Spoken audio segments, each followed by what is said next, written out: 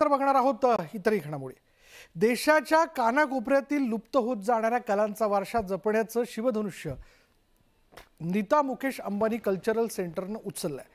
त्यासाठी खास स्वदेश नावाचा एक उपक्रम सुरू करण्यात आला आहे आणि याच्या माध्यमातून देशभरातील 700 कलाकारांना त्यांची कला सादर करण्याची संधी मिळणार आहे। दर 3 महिन्याला 5 कलाकारांना आपल्या भागातील वस्तू प्रत्यक्ष ग्राहकांपर्यंत पोहोचवता येतील।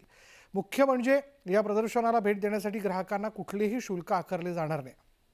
दरम्यान प्रेक्षकांना या स्वदेश उपक्रमात काय काय पाहता येणार आहे या संदर्भातली माहिती देत आहेत आमच्या प्रतिनिधी प्रणाली कापसे।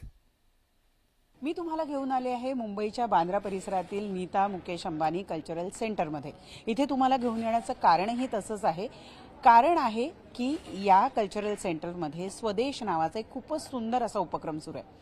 हा उपक्रम भारतातल्या लुप्त होणाऱ्या ज्या कला आहेत त्यांचं संवर्धन करणं, त्यांना लोकांपर्यंत पोहोचवणं आणि लोकांना हवं असल्यास त्यातली एखादी गोष्ट आपल्या घरी घेऊन जावीशी जर त्यांना वाटत असेल तर ती संधी उपलब्ध करून देणं। जसं मी म्हणाले, भारतातल्या कानाकोपऱ्यातल्या लुप्त होणाऱ्या कलांना प्रोत्साहन देण्यासाठी म्हणून स्वदेशची स्थापना करण्यात आलेली आहे आणि दर 3 महिन्यांनी 5 वेगवेगळ्या कलाकारांना इथं येऊन आपली कला सादर करण्याची संधी मिळते। त्यामुळे तुम्हाला जर हे नीता मुकेश अंबानी कल्चरल सेंटरमधलं स्वदेश हे बघायचं असेल तर तुम्ही आवर्जून इथं भेट द्या।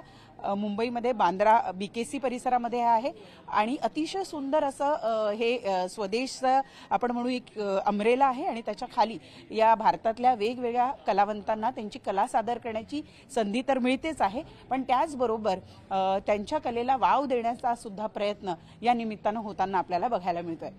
व्हिडिओ जर्नलिस्ट हर्षद सह प्रणाली कापसे, न्यूज 18 लोकमत, मुंबई।